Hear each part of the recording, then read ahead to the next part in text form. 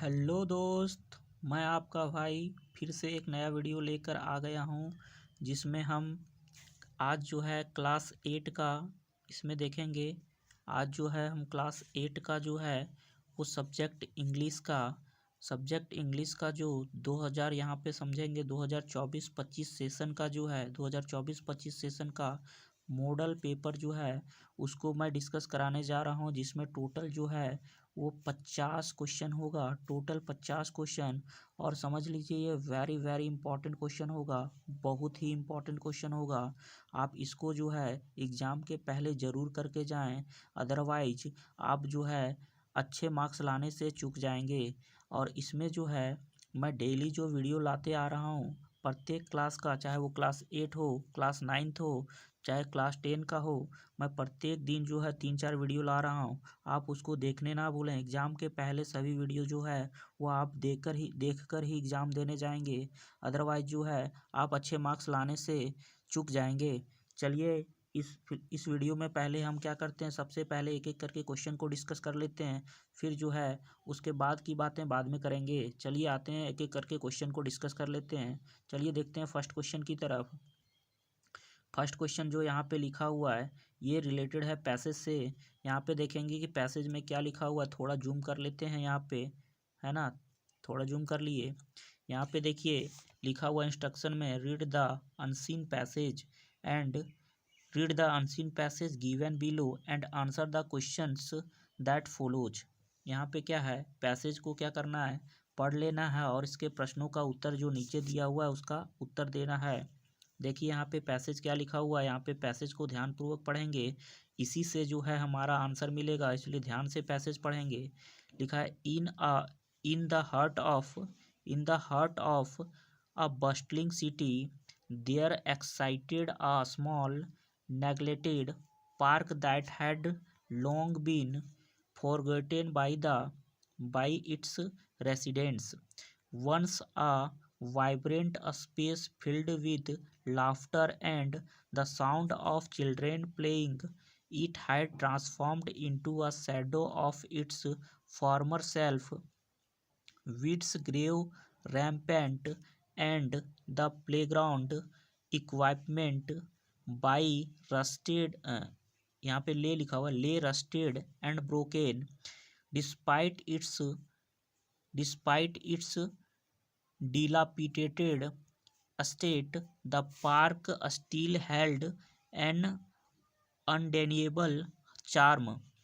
Tall trees provided shade, and wildflowers bloomed in unexpected places, adding splashes of color to the otherwise dreary surroundings. आगे लिखा हुआ है, इसके नीचे जो पैसेज है वो थोड़ा स्क्रॉल अप कर लेते हैं यहाँ पे, उसके बाद जो है पैसेज क्लियरली देख लेंगे हम लोग और पढ़ लेंगे। चलिए देखते हैं आगे लिखा हुआ passage. One day a group of enthusiastic volunteers decided to revive the park armed with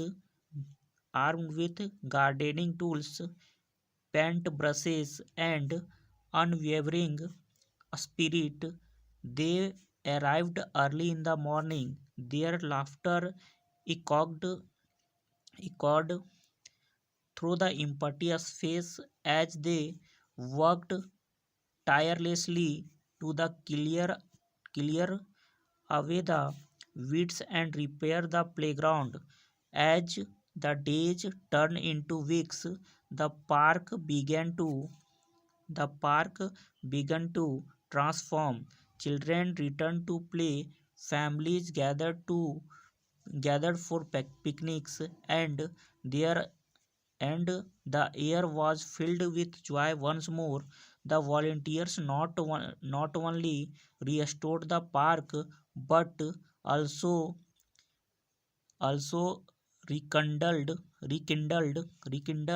a sense of community among the residents. They realized that sometimes all it takes is a little effort and determination to bring life back to a place that once thrived. देखिए दोस्त, यहाँ पे जो है वो एक एक करके एक एक लाइन जो है वो पैसेज का हम पढ़ लिए। अब इसी पैसेज से रिलेटेड जो क्वेश्चन होगा और पैसेज में ही इसका आंसर मिलेगा, तो पैसेज के क्वेश्चन को पढ़ेंगे और पैसेज में इसको ढूंढेंगे, तो सारा जो है आंसर इसी पैसेज से इसी पैसेज से जो होगा रिलेटेड होगा, यही पैसेज में आंसर मिल जाएगा आपको। तो सबसे पहले हम क्या करते हैं, पैसेज को यहाँ पे रीड कर लिए, तो अब एक क्वेश्चन जो है एक एक करके देखते हैं इसका क्या क्वेश्चन है। चलिए आते हैं क्वेश्चन देखते हैं। यहाँ पे जो है जब हम यहाँ पे पेन चलाते हैं तो पढ़ने में थोड़ा प्रॉब्लम हो जाता है, क्योंकि पेन से जो है वो लाइन जो है वो दिखता नहीं है क्लियरली, इसलिए दिक्कत हो जाता है। यहाँ पे लिखा हुआ है, what can be inferred about the park before the volunteers arrived. What can be inferred about the park before the volunteers arrived.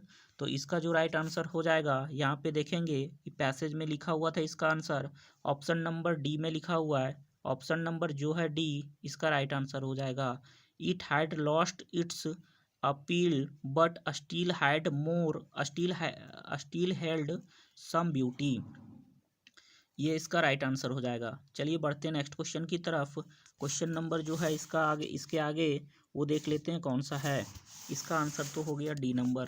चलिए बढ़ते हैं क्वेश्चन नंबर नेक्स्ट की तरफ। क्वेश्चन नंबर सेकेंड देखते हैं, लिखा हुआ है क्वेश्चन नंबर नेक्स्ट जो है, which word best describes the initial condition of the park. कौन सा वर्ड है जो यहाँ पे इनिशियल कंडीशन जो पार्क का था उसको डिस्क्राइब करता है। तो यहाँ पे जो इसका आंसर हो जाएगा ऑप्शन नंबर बी, नेगलेटेड जो होगा इसका राइट आंसर हो जाएगा। चलिए बढ़ते हैं नेक्स्ट क्वेश्चन की तरफ। अभी इस पैसेज का हम टोटल पूरा मीनिंग भी बता सकते थे, लेकिन यहाँ पे जो वीडियो बहुत ही ज़्यादा लंबा हो जाएगा एक एक लाइन का अगर मीनिंग बताएंगे तो, इसलिए हम डायरेक्ट जो है इसका सॉल्यूशन पे आ रहे हैं। इसका जो है आंसर डायरेक्टली टिक कर दे रहे हैं। अगर आप कमेंट कीजिएगा कि उसका हमको मीनिंग भी बताना है तो वीडियो लंबा होगा, तो हम कोई दिक्कत नहीं, हम मीनिंग भी बताते चलेंगे, लेकिन फ़िलहाल जो है इसका जो है वो डायरेक्टली हम आंसर बताते जा रहे हैं। देखिए लिखा है, what motivated the volunteers to restore the park. यहाँ पे क्वेश्चन जो थर्ड है, क्वेश्चन थर्ड का जो आंसर हो जाएगा, अगर ऑप्शन को देखेंगे तो ऑप्शन बी जो है इसका right answer, a wish to improve their community, ये इसका राइट आंसर हो जाएगा बी नंबर। चलिए बढ़ते हैं नेक्स्ट क्वेश्चन की तरफ। क्वेश्चन नंबर जो नेक्स्ट है वो देख लेते हैं क्या है। चलिए देख लेते हैं पहले अगला क्वेश्चन, क्वेश्चन नंबर 4 नंबर जो क्या लिखा हुआ है, थोड़ा जूम आउट कर लेते हैं जो कि आपको क्लियरली दिखे। यहाँ पे क्वेश्चन क्या लिखा हुआ है, देखिए लिखा है, व्हाट डज रिकंडल्ड, है ना, व्हाट डज रिकिंडल्ड, है ना, in the second paragraph suggested about community spirit. यहाँ पे लिखा हुआ है जो क्वेश्चन नंबर 4 है, इसका जो राइट आंसर हो जाएगा ऑप्शन नंबर जो है, यहाँ पे देखेंगे ऑप्शन को पढ़ने के बाद आपको पता चलेगा ऑप्शन नंबर जो सी है इसका राइट आंसर हो जाएगा। ये वाला जो आंसर है इसका राइट हो जाएगा। It was revived after being diminished, ये इसका राइट आंसर हो जाएगा। बढ़ते हैं नेक्स्ट क्वेश्चन की तरफ। क्वेश्चन नंबर 5 देखेंगे। क्वेश्चन नंबर 5 जो है वो देख लेते हैं क्या है। यहाँ पे थोड़ा सा जूम कर लेते हैं, एडजस्ट कर लेते हैं। देखिए यहाँ पे क्वेश्चन है, which of the following phrases indicates that the volunteers were committed to their task. तो इसका जो राइट आंसर हो जाएगा क्वेश्चन नंबर 5 का, वो ऑप्शन नंबर यहाँ पे देखेंगे सी, तो ये ऑप्शन नंबर सी जो हो जाएगा इसका राइट आंसर हो जाएगा, वर्कड टायरलेसली। इसका जो राइट आंसर हो जाएगा ऑप्शन नंबर सी हो जाएगा। चलिए बढ़ते हैं नेक्स्ट क्वेश्चन की तरफ। क्वेश्चन नंबर 6 जो है वो लिखा, what grammatical error is present in the sentence from the passage the playground equipment ले रस्टेड एंड ब्रोकन। यहाँ पे देखेंगे तो इसका जो राइट आंसर हो जाएगा ऑप्शन में डी में दिया हुआ है। इस सेंटेंस में कोई भी जो है एरर नहीं है, ये जो एरर फ्री सेंटेंस है, तो नो एरर इसका राइट आंसर हो जाएगा। ऑप्शन नंबर डी जो होगा इसका राइट आंसर हो जाएगा। चलिए अगला क्वेश्चन देखते हैं। क्वेश्चन नंबर जो है वो 7 लिखा हुआ है क्या, which of these is an example of imagery from the passage. Which of these is an example of imagery from the passage। यहाँ पे देखेंगे क्वेश्चन नंबर 7 का, तो 7 का आंसर जो है वो ए ऑप्शन में ही दिया हुआ है। ऑप्शन ए जो हो जाएगा इसका राइट आंसर हो जाएगा। द यहाँ पे लिखा है tall trees provided sad, tall trees provided sad, इसका राइट आंसर ए हो जाएगा। चलिए बढ़ते हैं नेक्स्ट क्वेश्चन की तरफ। क्वेश्चन नंबर यहाँ पे 8 देखेंगे, लिखा हुआ है how did transformation of the park affect local families. तो यहाँ पे जो इसका आंसर हो जाएगा वो ऑप्शन नंबर सी हो जाएगा इसका right answer. Option number C जो है देखेंगे, they began to change the community activities again, ये इसका राइट आंसर हो जाएगा। चलिए बढ़ते हैं नेक्स्ट क्वेश्चन की तरफ। क्वेश्चन नंबर जो है वो 9 नंबर देखेंगे, लिखा है व्हाट डज यहाँ पे लिखा है dilapidated, what does dilapidated mean in the context of this passage.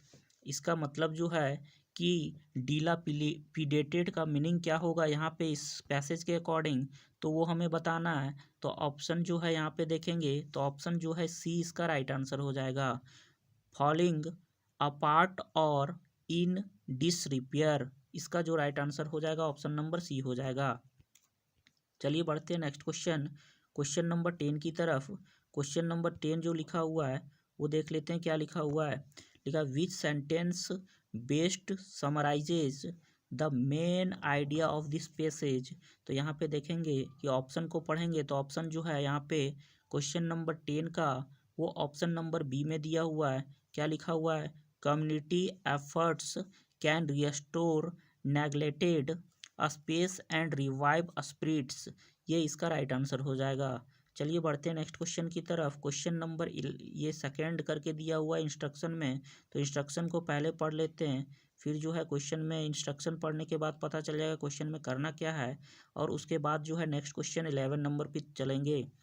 लिखा हुआ है instruction, read the question given below and answer the questions that follows by choosing the correct option for each 11, question number 11 to 25, means यहाँ पे 11 से 25 तक जो है वो क्वेश्चन दिया हुआ है, और उसमें जो ऑप्शन 4 है उसको चून करके क्या करना है, आंसर देना है।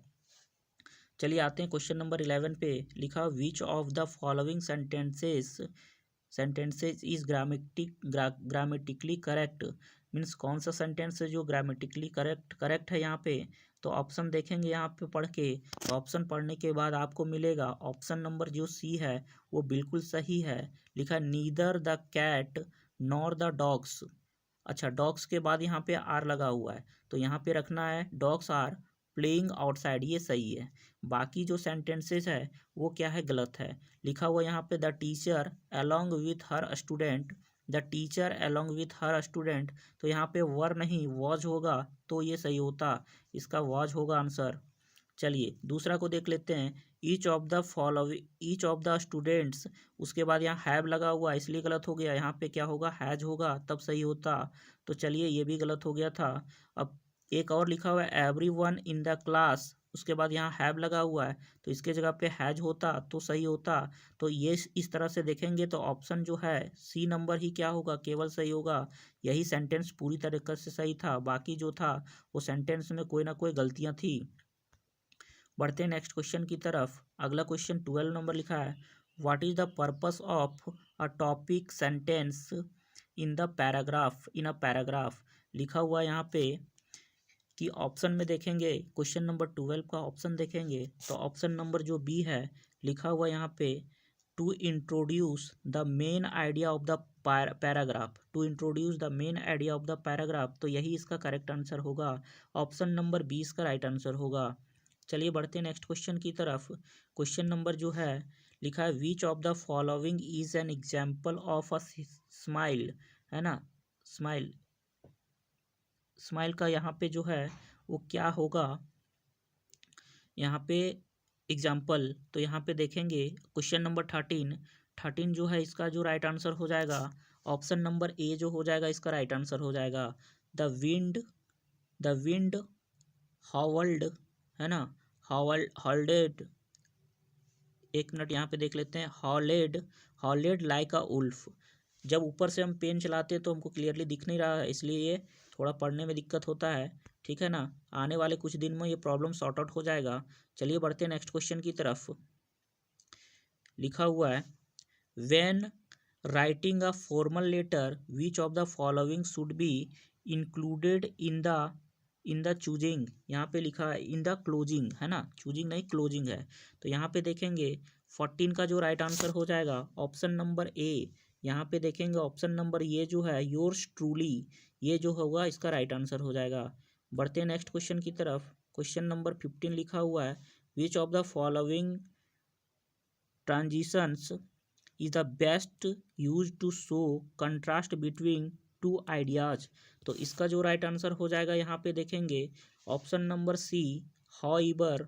हाउएवर क्या हो जाएगा, इसका राइट आंसर हो जाएगा। इसलिए आप पहले ऑप्शन, चारों ऑप्शन को देख लें, उसके बाद ही आंसर को डिसाइड लगाएं करें कौन होगा। चलिए बढ़ते हैं क्वेश्चन नंबर 16।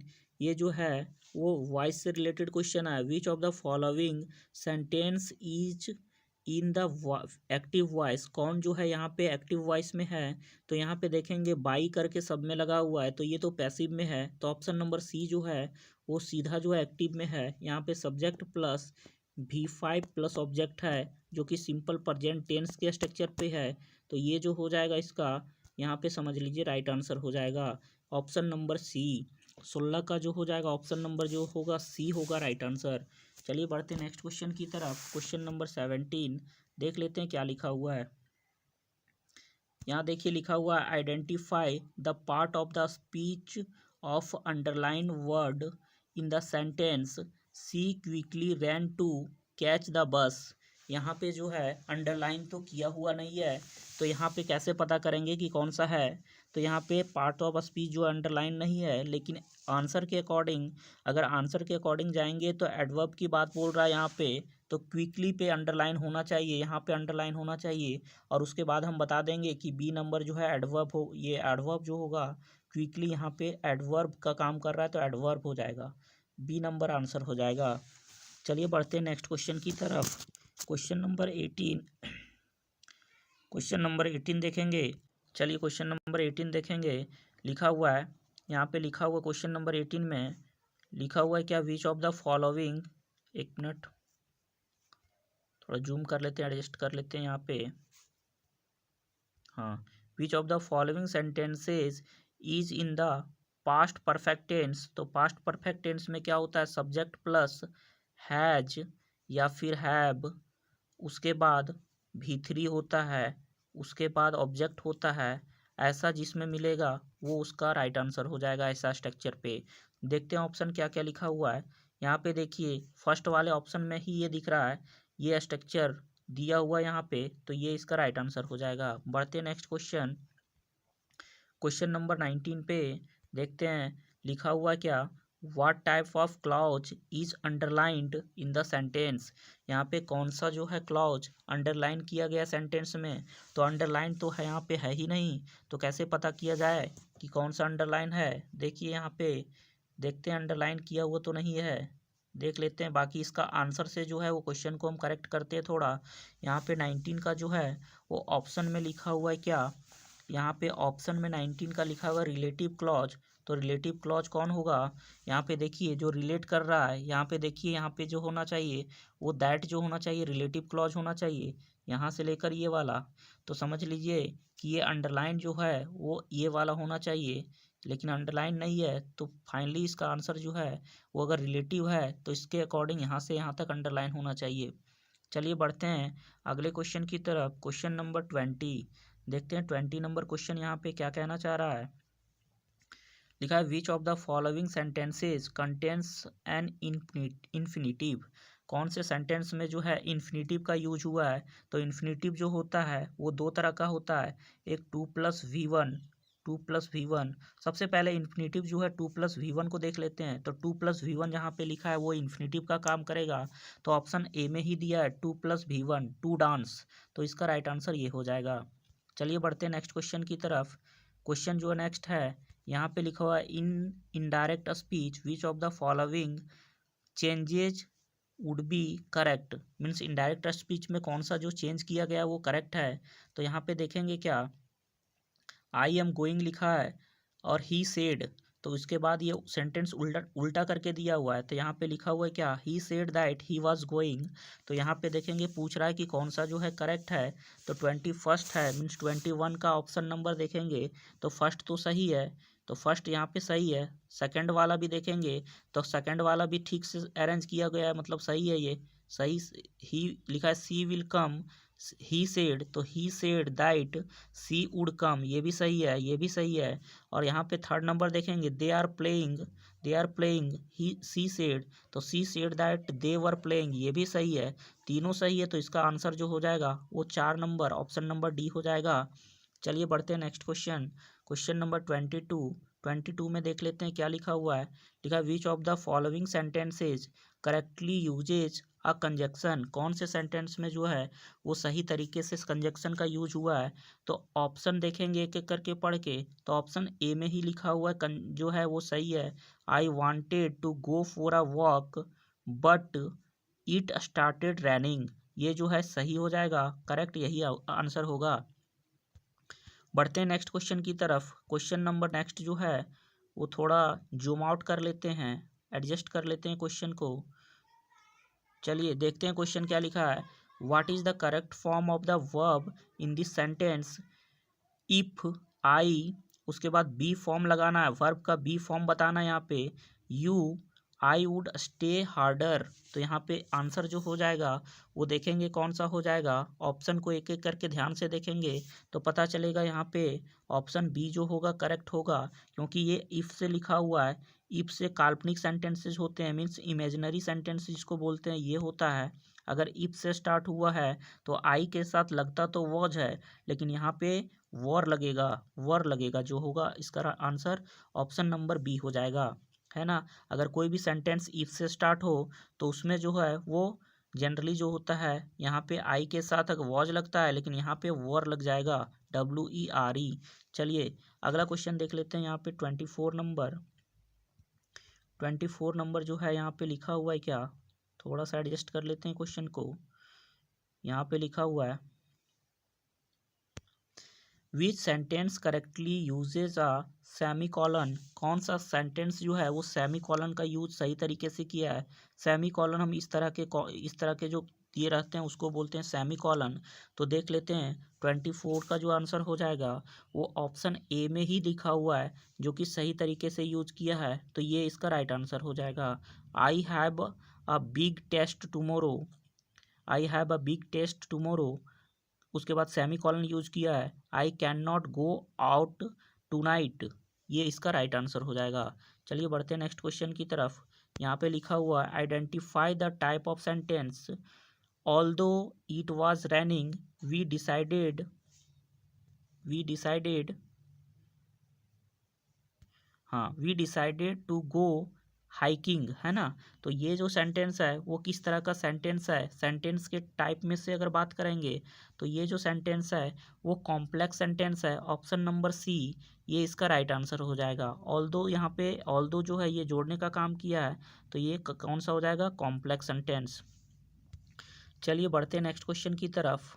अगला क्वेश्चन जो लिखा हुआ है यहाँ पे लिखा है read the question given below, read the question below and answer the question that follow by choosing correct option for each, means question number 26 to 50 जो है ये क्वेश्चन को रीड करना है और उसका जो नीचे आंसर दिया हुआ है उसको जो है वो कौन सा करेक्ट करना है, ये बताना है हमको कौन सा करेक्ट होगा। चलिए ऑप्शन नंबर 20 क्वेश्चन नंबर 26 की तरफ आते हैं। लिखा हुआ है क्या क्वेश्चन, एडजस्ट कर लेते हैं थोड़ा। लिखा है what was wrapped around the palmyra beam on the roof, यहाँ पे इसका जो राइट आंसर हो जाएगा 26 का राइट आंसर जो हो जाएगा वो ऑप्शन नंबर सी हो जाएगा। चलिए बढ़ते हैं नेक्स्ट क्वेश्चन की तरफ।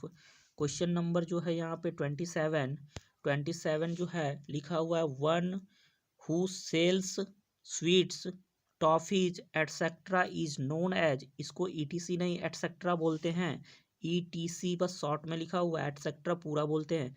तो इसका जो आंसर हो जाएगा यहाँ पे 27 का ऑप्शन नंबर डी जो होगा राइट आंसर होगा। चलिए बढ़ते हैं नेक्स्ट क्वेश्चन की तरफ। अगला क्वेश्चन जो है लिखा यहाँ पे, an organised journey with a particular purpose is known as, यहाँ पे लिखा हुआ है an organised journey with a particular purpose is known as.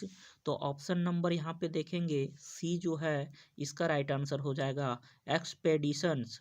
Expeditions जो है, एक्सपेडिशन जो है इसका राइट आंसर हो जाएगा। चलिए बढ़ते हैं नेक्स्ट क्वेश्चन की तरफ। क्वेश्चन नंबर 29 लिखा है, the woods are lovely, the woods are lovely comma blank and deep.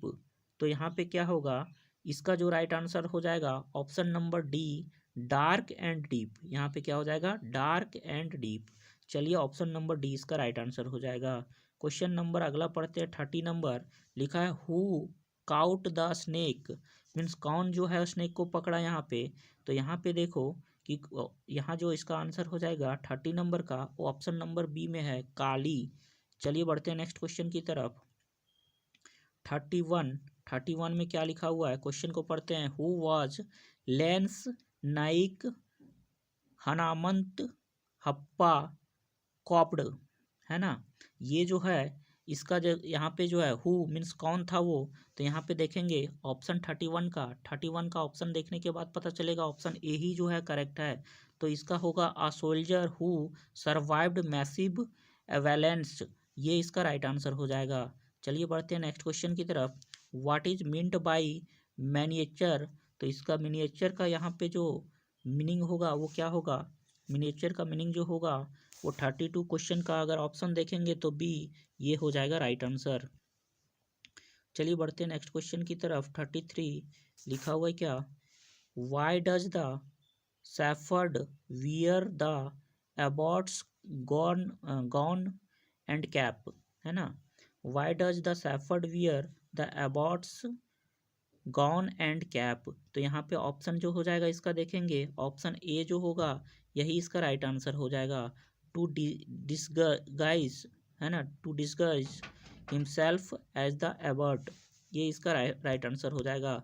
बढ़ते हैं नेक्स्ट क्वेश्चन की तरफ।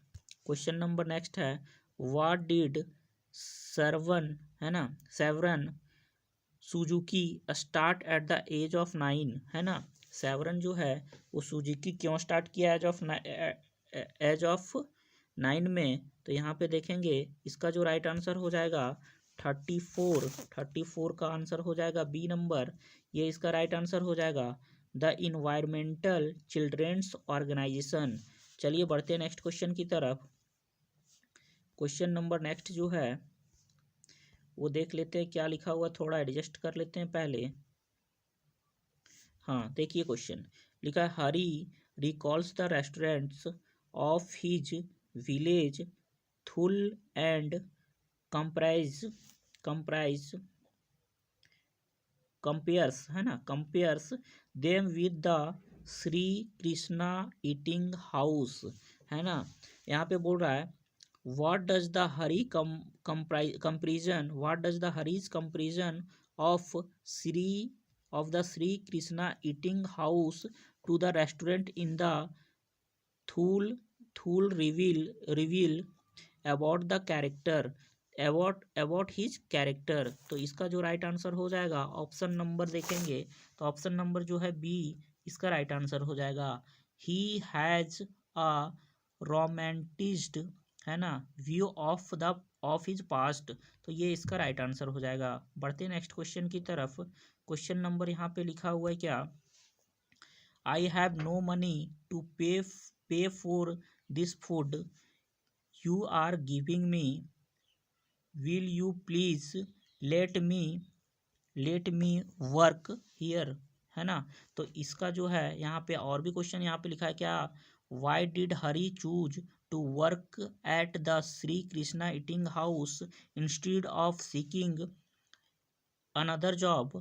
यहाँ पे देखो इसका जो आंसर हो जाएगा ऑप्शन नंबर देखेंगे ऑप्शन नंबर बी जो है इसका राइट आंसर हो जाएगा, he wanted to earn money for food and shelter. चलिए अगला क्वेश्चन जो है देख लेते हैं क्या लिखा हुआ है। 37 नंबर, 37 जो है यहाँ पे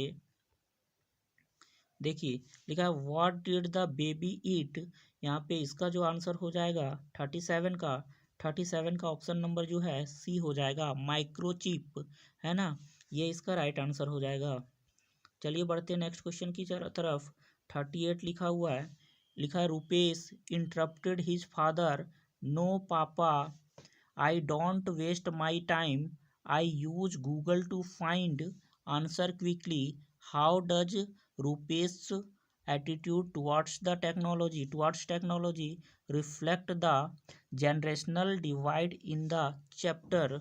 तो इसका जो राइट आंसर हो जाएगा, ऑप्शन को अगर ध्यान से देखेंगे तो ऑप्शन जो है यहाँ पे बी, ये इसका राइट आंसर हो जाएगा। He embraces technology as a tool for knowledge, ये इसका राइट आंसर हो जाएगा। बढ़ते हैं नेक्स्ट क्वेश्चन की तरफ। अगला क्वेश्चन जो लिखा हुआ है वो देख लेते हैं क्या लिखा हुआ है यहाँ पे। हिज फादर वॉरिज दैट रेलिंग, है ना, relying on Google might hinder Rupe's ability to think independently. What concern does Rupe's father express about the use of Google for information? तो यहाँ पे जो इसका आंसर हो जाएगा ऑप्शन नंबर सी जो होगा इसका राइट आंसर हो जाएगा। आप एक एक करके सारा ऑप्शन को पहले देख लेंगे, उसके बाद ही जो है ये चैप्टर से रिलेटेड है तो आपको तो ये चैप्टर में पता होगा कि इसका आंसर क्या होना चाहिए। It limits critical thinking skill, ये इसका राइट आंसर हो जाएगा। बढ़ते हैं नेक्स्ट क्वेश्चन की तरफ। क्वेश्चन नंबर जो है यहाँ पे लिखा है 40 number, the poet emphasizes the cruel damage cast by deforestation at the hands of man, suggesting that trees are our heritage. यहाँ पे देखेंगे कि ऑप्शन जो होगा, ऑप्शन को ध्यान से देखेंगे, एक एक करके पढ़ेंगे तो यहाँ पे ऑप्शन नंबर सी, ये इसका राइट आंसर हो जाएगा। लिखा हुआ humans have a responsibility to care for trees, ये इसका राइट आंसर हो जाएगा। चलिए देखते हैं अगला क्वेश्चन की तरफ। क्वेश्चन नंबर लिखा हुआ यहाँ पे, क्वेश्चन नंबर 41 जो लिखा हुआ है, words and phrases like mutilated, है ना, लेसरेटेड, है ना, lacerated and their scabs and scars defy repair convey the pain inflicted on trees. How does the poet's use of vivid imagery enhance the theme of poem? तो इसका जो right answer हो जाएगा, इसका देखेंगे ऑप्शन को पढ़ेंगे, ऑप्शन जो हो जाएगा इसका डी, ये डी जो होगा इसका राइट आंसर हो जाएगा। चलिए बढ़ते हैं नेक्स्ट क्वेश्चन की तरफ। क्वेश्चन नंबर नेक्स्ट जो है यहाँ पे लिखा हुआ है, Sneha's rule for a new religion include the belief that the sun gives us energy and the earth sustains us. What does Sneha purpose as a fundamental belief in her new religion? इसका जो option दिया हुआ है, चार option में से चारों option को ध्यान से अगर देखेंगे तो इसका जो आंसर हो जाएगा ऑप्शन नंबर बी, ये इसका राइट आंसर हो जाएगा। चलिए बढ़ते हैं नेक्स्ट क्वेश्चन की तरफ। इस ऑप्शन को पढ़ लेते हैं थोड़ा। The sun is our father and the earth is our mother, ये इसका राइट आंसर हो जाएगा। चलिए बढ़ते हैं नेक्स्ट क्वेश्चन की तरफ। क्वेश्चन नंबर जो है अगला लिखा हुआ है, प्रेक्षा admired how Sneha's thought linked spiritually, है ना, with the natural world around them. How does Preksha perspective on Sneha's idea reflect her own beliefs? इसका जो होगा, इसका ऑप्शन देखेंगे 43 का, तो 43 का ऑप्शन नंबर जो होगा वो सी इसका राइट आंसर हो जाएगा। She finds inspirations in Sneha's connection to nature. चलिए बढ़ते हैं नेक्स्ट क्वेश्चन की तरफ। यहाँ पे लिखा हुआ है, the crawls behind the sofa and imagines the place to be hunters camp. यहाँ पे जो है लिखा हुआ ये question, what does the child imagine while crawling behind the sofa. तो इसका जो राइट आंसर होना चाहिए, इसका राइट आंसर देखेंगे तो 44 का जो है वो ऑप्शन नंबर बी ये इसका राइट आंसर हो जाएगा। लिखा हुआ है a hunters camp in the wilderness, ये इसका राइट आंसर हो जाएगा। बढ़ते हैं नेक्स्ट क्वेश्चन की तरफ। क्वेश्चन नंबर 45 लिखा हुआ है, देखते हैं 45 क्या लिखा हुआ है। He imagines hills and woods and roaring lions that come to the river bank to drink water. How does the child feel about the stories he reads. तो इसका जो होगा ऑप्शन, अगर ऑप्शन देखेंगे तो ऑप्शन नंबर जो सी होगा वही इसका राइट आंसर होगा। एडवेंचरस एक्साइटेड एंड एडवेंचरस जो होगा इसका राइट आंसर हो जाएगा। बढ़ते हैं नेक्स्ट क्वेश्चन की तरफ। 46 नंबर देख लेते हैं क्या लिखा हुआ है।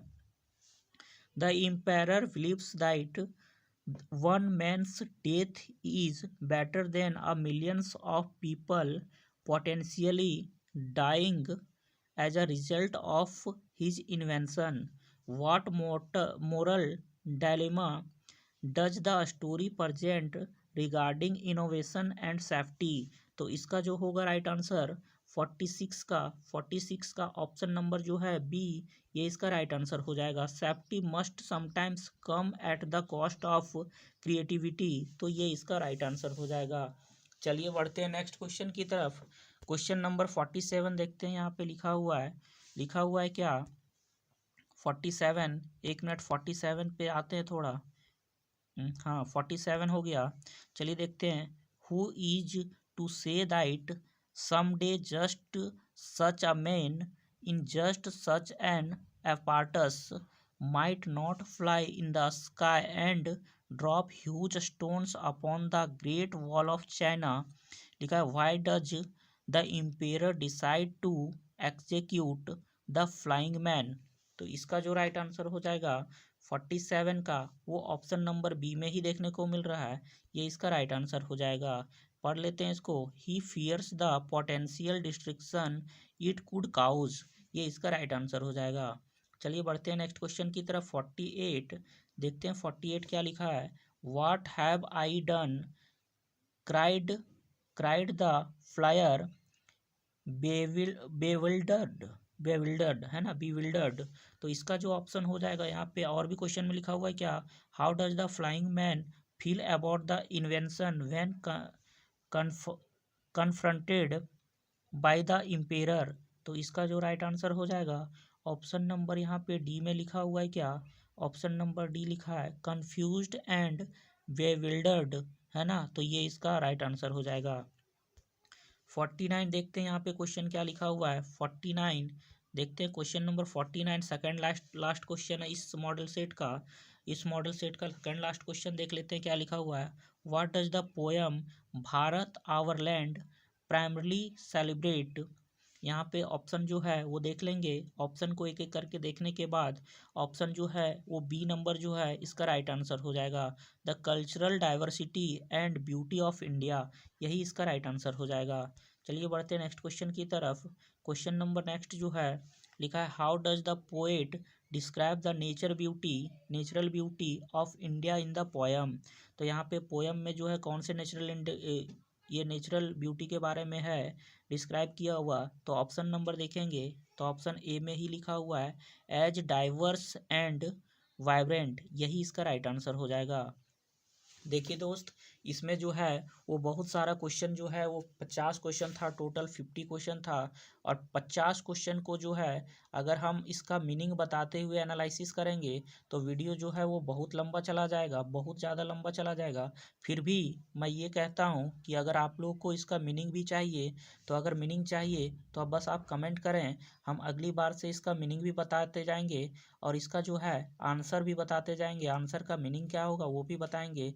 फिलहाल हम वीडियो लंबा होने से बचने के लिए जो है केवल जो है क्वेश्चन का आंसर बता दिए। बाकी जो है यहाँ पे बाकी क्वेश्चन जो यहाँ पे था उसका हम कुछ का एनालिसिस भी बताएं। जो ग्रामर से रिलेटेड था उसका जो हम एनालिसिस भी बता दिए हैं कि उसका एनालिसिस किस तरीके से होना चाहिए।